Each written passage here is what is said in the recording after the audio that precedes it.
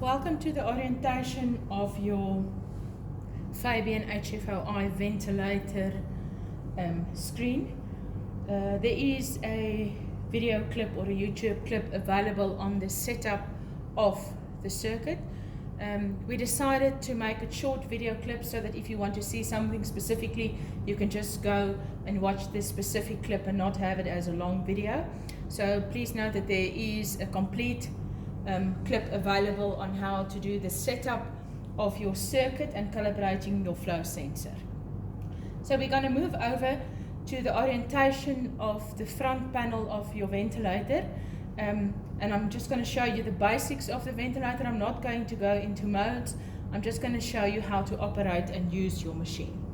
If we look at the machine, first of all, it's important to see that there is an indication light if there is a warning from the machine. There is a battery light.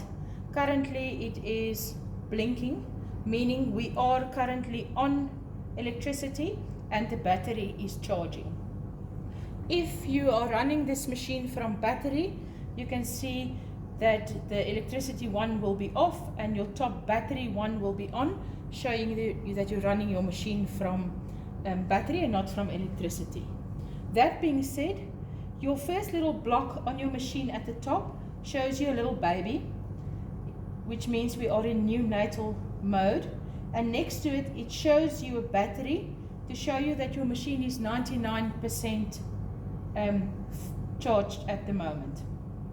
It's important to check that your machine is fully charged, because should we have an electrical failure, your machine can give you 3 hours of runtime on ventilation, and therefore it's important to make sure that your machine is charged in the case of emergency, that you don't have to stop ventilation on your patient.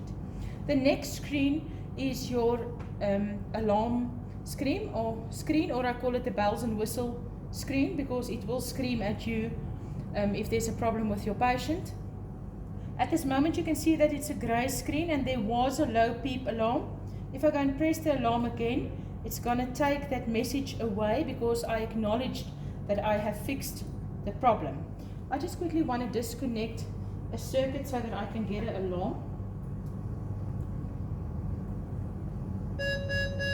There we go, it gives me a yellow alarm first of all, and then a red alarm. On alarms, the machine have two types of alarms. A yellow alarm, which gives you an indication that you must do something, or a red alarm, which is a critical alarm. And as you could see in that demonstration, that it will first tell you that you have a low pressure and then tell you, no, what the problem is much bigger, it's critical, you must attend. So it will give you the yellow indication or the red indication, and I have now fixed the problem. It still tells me at the top that there was a problem, the patient was disconnected. To get that message away or to acknowledge that you have fixed the problem, you just press the alarm button again, and it will then show you the mode that you are currently in. On the other side of the ventilator, there's a clock and a date, so that you can just check that your ventilator is on the correct date and the correct time. Okay, I'm first going to do the hard buttons on the machine, and then I will just orientate you to the layout of your machine. It was just logical to go from battery to battery power. So at the bottom you have soft keys, so you actually have to press them to get something out of them. You have a home button. If you press home, you will end up in this screen, because you can be in other screens. You have a graph button, meaning if I press that, I can have loops and graphs on my machine, and I can decide what I want on it. Okay, so this is your loops and graphs button, so you can actually go and see how your patient is ventilating, what it's doing. I will orientate you to the screen just now, how you change indications on the screen. I'm going to go back to my home screen, because we always operate from home. You have the little hand, and that is actually designed for manual ventilation. So if you want to give the patient a manual breath, every time that you press that button, it will give the patient a manual breath, which will be the same as your settings in settings. You have two little triangles, one up, one down. That's obviously your upper and lower alarms. You have an alarm silence button. This little sign is where you will go to do your flow sensor calibration if you haven't done it. So if I press it, I can go and do flow sensor calibration, or change my patient's weight, or go and do my ETCO2 or my saturation probe. I'm going to go back to home. This is your nebulization button. Traditionally, we do not nebulize in neonates, but only in pediatrics. So this is disabled in neonatal mode, but it is there. This is your oxygen increase button, or your pre-oxygenation button. That means before you suction a patient, or if a baby is desaturating, you can increase your oxygen there. Something important to know on this ventilator is that this ventilator does not increase your oxygen by a set amount, which is standard for all babies. You will see in your settings, there's a button that says O2 flush. You can go and decide how much oxygen you would like to give this baby. Okay, so you can go and say for instance, my baby is on 30% of oxygen and I never want him above 50%. I'm only going to give him 20% more if I press the flush button. So this is a selection criteria that you set for every baby individually. It is not automatically 20 or 30 or 40%. You can go and decide. If I press my oxygen increase button, or I pre-oxygenate my baby, I want to oxygenate that baby with that amount of oxygen that you will go and set as the end user. And obviously, you have to just confirm it that it becomes blue again. Okay, this is your on button. That is your off button or your lock key. Okay, this is a rotary knob. It can turn and it can also confirm. So anything on the screen can be changed by touching the button, changing it and confirming it there, or you can touch it, bring it down and confirm on the rotary knob. Whatever is the easier way for you to do as the end user. Let's talk about the layout of the screen. All the screens in this machine will look like this when you ventilate your patient. We have discussed the information bar at the top, which basically just gives you information about your battery, your mode of ventilation when there's not an alarm, alarms, or your clock. And then your screen is laid out almost in 4 information blocks. You have a graph or at the top where you can see graphic information about the ventilation of your patient. You have a settings block where you will be able to do settings, but you also get some information back. This is your modes of ventilator or the applied therapy, and those are values that you are getting back, but it's also giving you information about the alarms that is set for certain things on this ventilator. I'm going to go individually through all of them so that you can see how it works and how easy it is to work this ventilator. And this ventilator is really designed to make it easy for the end user. So if we look at our graphs at the top, you will see there's a little blue block that says pressure and a triangle. So if I press on it, I can change it to a flow graph. If I press it again, the previous one was volume, I can change it to flow, or I can take it back to pressure. So you can decide what you want to see with your values, whether you want to see pressure, volume, or flow. If that is not what you want to see, you can always go to your graph button and press that, and then you can see loops and graphs, or you will see that there's a little button here that shows you little graphs. If I press that one, I can see all the graphs in one screen.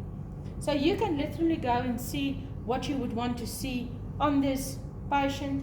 You can go and freeze it. Press the freeze button, and then I can go and measure things with my rotary knob. I can make it bigger, I can make it smaller, but I can literally go and see what I would need to see. Please just remember that you must unfreeze it again so that you can get the new information. If you would like to see a graph with a loop, you can go and put your loops there, and we have a volume pressure loop in this machine, or a flow volume loop, where you can get information on that. You can also freeze your loops. Okay, so you can get your values. Please make sure that you unfreeze them again, and then you will see there's blue lines there. It will just give you, this machine hasn't run a lot, but this will actually give you your trending, what happened with your specific baby. Okay, I'm going to go back out of there. I'm going to go back to my home screen. Okay, back in home. So at the top you can choose what you want to see. If you go there, you can see all of them. You can see loops, graphs, and trending. This is my setting screen. At the moment we can see that this patient is ventilated in assist control, and this is the settings that you can do. You can put your inspiratory flow, your trigger for your patient or your sensitivity, your inspiratory time in seconds, your patient's PEEP, your peak inspiratory pressure, a frequency, your oxygen percentage, with how much of percentage you want the oxygen to increase when you do an oxygen flush. Then additional to this, you can go and change this pressure assist control, because you set pressures to a volume mode, and that you will go and do there.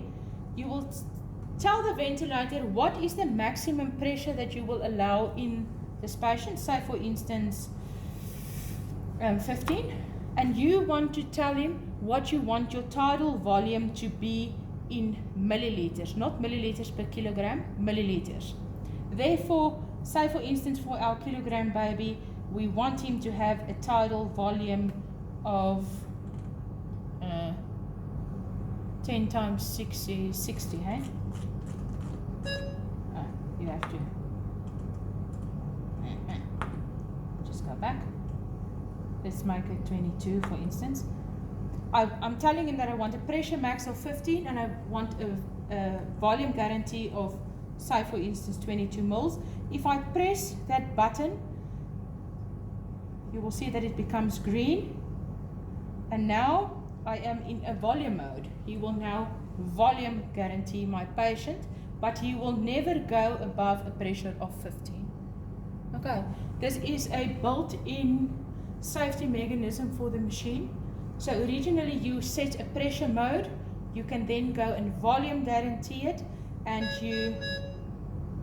you can go and tell the machine which pressure he is not allowed to exceed.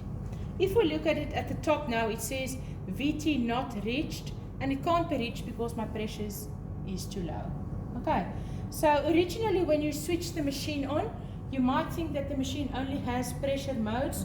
You are 110% correct, only pressure modes, but volume guarantee will change any pressure mode to a volume mode, with the additional safety that you can say which pressure you are not allowed to exceed.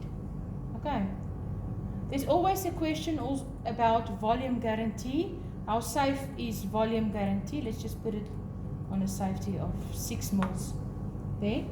Okay, 6 mils per kilo. So at the end of the day, if you set a pressure plus the additional safety plus volume guarantee, say for instance your volume was only on 2 mils, and now you say no, but you want 6 mils per kilo. What is the machine going to do to get you to that 6 mils? And it's very important to know that the Acutronic Fabian will only increase your tidal volume by 4 mils per breath, so that they do not have an overinflation on your alveoli. It's a third safety measure that's built in. If you were on a lower amount of mils per kilo, you will only increase 4 mils per kilo until you reach what you have set. Okay, so for neonates, lots of safety features, and it's really a nice piece of equipment to work with. If we touch that button again, we are back to ordinary pressure assist, and you can change your values. Okay. You will see that there's blue values and there's a light yellowish value. It's important to know that if I change my trigger, you will see that that yellow block changed, or I change my flow, the little yellow block is on 0.6. That is feedback. It says, if I have an inspiratory flow of 10 liters per minute on a trigger sensitivity of 5, my baby is going to have a flow trigger of 0.6 liters per minute. So this yellow is a feedback block. If I change my eye time there, let's just make my eye time a bit shorter for the neonate. Let's go there, some of that. You will see that it gives me my IE ratio in the yellow block, so it's feedback. If I change my peep and I change my frequency, you will see that it changes my expiratory time. Okay, so you're getting a lot of feedback from the machine as you put in your settings, and it's just to make it easier for the user, that you don't have to have a setting block and then a monitoring block. As you do your setting changes, you can monitor what your changes is going to be. At the bottom, as I said, you have your modes. CMV, assist control, SIMV, SIMV with pressure support ventilation, just pressure support ventilation, and then invasive CPAP, that CPAP with the ET tube. Then you have nasal CPAP, nasal DUPAP, or bi-level as some of you know it, so that will be either with your nasal cannula or your mask. You have HFO, which is your oscillation, and you have ordinary nasal oxygen therapy. So these are the modalities that you can use, and you can use them all on the same circuit. We are currently ventilating this patient in assist control. To change to oscillation is as easy as to press the oscillator button. Go and make your settings what you want it to be, and you can see that the patient is still ventilating in the background in the assist control, the green one, but we're making settings for the yellow one. So you can go and make changes to what you would want your oscillation to be. If you want the baby to oscillate, you literally press again and the machine switches to oscillation. Okay, there we can see that my test lung is now oscillating. Settings work exactly the same. You're going to make your settings, you're going to get some feedback, but you have the added bonus that you can volume guarantee your oscillation in this patient for people that want to use that. You can also have your oxygen flush, you can increase your frequency, you can have your IE ratio, you can increase your flow on this patient or your amplitude. There is so many things that you can do in oscillation as well as ventilation, that will be a class in itself. But just to show you the ease of use of this machine, now I want to switch my patient over back to ventilation, say for instance SIMV. I press SIMV, I can go and change my SIMV settings, and to change back to SIMV, I will just press the button again. It becomes yellow and my patient is now ventilating in SIMV. In the next video clip, I'm going to show you how to convert this circuit to use nasal CPAP and nasal DUPAP for de-escalating your treatment of the patient, that you don't have to use another circuit. But it is equally easy to go to nasal CPAP, connect your LP gear or your LP mask, and use LP for your patient. Last but not least, there is some values in the yellow blocks, and you can also see some alarm settings there. I'm first going to go to alarms, and for alarms you have to press the little triangles, and now you can go and set your alarms for this patient. Okay, so if I want to do my minute volume, I click on the upper alarm, I can change what I want the alarm to be, and I confirm it. If I want to do a lower alarm, I can do a lower alarm, or I can click it. If I want a peak inspiratory pressure, I can click it. It's as easy as clicking what you need for this patient. It also indicates that you can set the percentage leak So the machine will indicate if there is a percentage leak on your machine. Remember that it does compensate for 40% leak, because traditionally we do not intubate neonates with a cuffed ET tube, and therefore there will be an amount of leak in a neonate, especially as the baby is growing.